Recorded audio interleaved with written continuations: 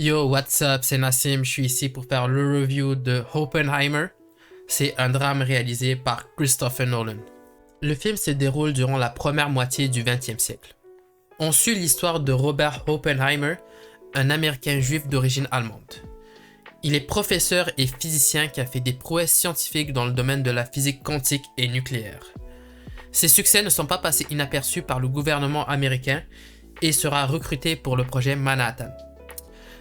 Cette opération consiste à concevoir une arme de destruction massive durant la Seconde Guerre mondiale afin de concurrencer le projet nucléaire des Allemands.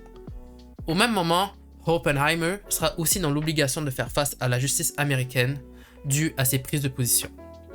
Tout d'abord, c'est pas vraiment le type de film que je regarde au cinéma. Moi, je suis plus dans les films d'action pure et dure et les films intellectuels, je préfère plus les regarder à la maison. Mais je suis un peu tombé dans le vibe Barbenheimer. Et aussi, moi, j'aime bien l'histoire et je pense que c'était l'occasion parfaite d'en connaître plus sur la création de la bombe nucléaire.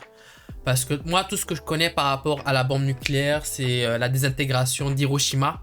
Mais je connais pas l'envers du décor.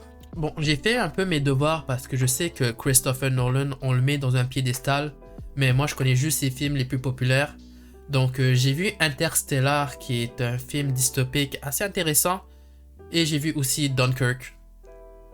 Nous l'acier, pas moyen, nous l'acier. Bon, je peux comprendre pourquoi on l'apprécie énormément, mais tous ces films ne sont pas vraiment ma tasse de thé.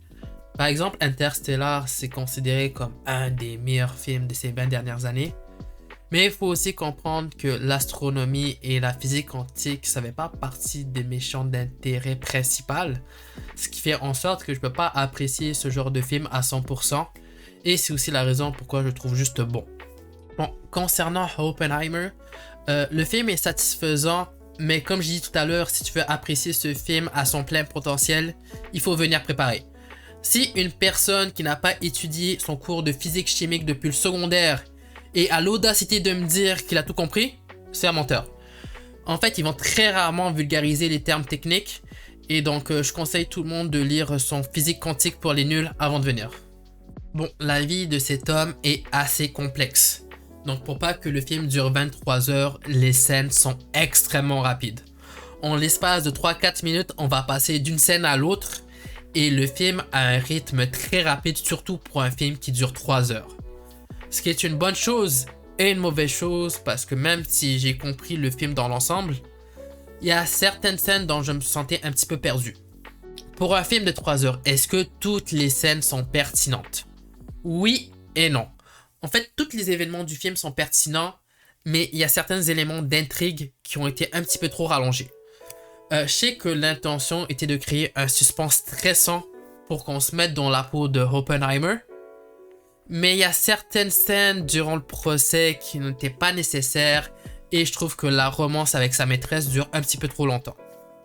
En parlant de romance, moi j'ai appris durant le film, c'est si tu veux attirer les bad bitches des années 40, c'est pas avec ta voiture de sport, c'est pas avec ta montre Tissot, mais c'est avec ça. Le knowledge. C'est comme ça que tu mouilles des chattes. Bon, pour le casting, c'est dur de pas se foirer avec tous ces gros noms. Mon seul petit reproche, c'est qu'il y a tellement de personnages dans le film que t'auras mal à la tête. Par exemple, t'as Josh dans le film, je peux même pas te dire ce qu'il représente dans le film et c'est quoi son rôle. En revanche, je joue dans le film. Je suis présent que pendant 5 minutes, mais ce sont les 5 minutes les plus importantes du film. Donc j'espère avoir mes remerciements. Bon, le plus gros point fort du film, selon moi, les effets sonores. Tout ce que j'ai décrit, ça a l'air super ennuyeux, mais les musiques et même les gros silences font en sorte que toutes les scènes ordinaires soient des scènes épiques. Par exemple, durant son procès, t'as l'impression que Cillian Murphy est en train de combattre le Joker. Mais ce point fort est aussi une faiblesse, parce que déjà tu dois assimiler les termes techniques, les accents allemands, et aussi le mixing, parce que parfois les bruits sonores sont tellement bruyants que tu auras la difficulté à comprendre certains dialogues. Bon, vous allez me poser la question, pourquoi Oppenheimer est convoqué par la justice américaine quand celui-ci a contribué aux intérêts américains durant la Seconde Guerre mondiale? Tout simplement parce que Robert Oppenheimer a des affiliations avec l'extrême gauche. Et quand tu penses à extrême gauche, tu penses à communisme, quand tu penses à communisme, tu penses à Union soviétique. Et quand tu penses Union soviétique, tu penses à guerre froide. Donc ça va être un terme politique assez récurrent durant le film. Et les États-Unis sera en pleine période de peur rouge. Donc je vous invite à lire cette période historique sur Wiki. Et c'est assez intéressant parce que ça montre un peu l'hypocrisie, le manque de reconnaissance et la déshumanisation des États-Unis durant cette période. Un truc dont je me suis posé la question durant le film, c'est que les États-Unis sont alliés avec la Chine et l'Union soviétique durant la Seconde Guerre mondiale. Les États-Unis sont anticommunistes, donc pourquoi ils s'allient avec des pays qui sont dirigés par un parti communiste? Donc s'il y a un expert en géopolitique qui pourra m'éclairer, je suis preneur. En résumé, le film est bon. Les seuls petits reproches que je peux lui donner, c'est que certains éléments d'intrigue prennent un petit peu trop de temps d'écran. Le mixing doit être retravaillé. Et aussi, tu dois te renseigner un minimum intellectuellement parce que le film va pas te tenir par la main. Et c'est pour ça que je donne la note de 7 boules et demie de crème glacée sur 10. Si tu as aimé la vidéo, je t'invite à mettre un like, à mettre un feedback dans les commentaires, ça aide grandement la chaîne. Et je te dis peace.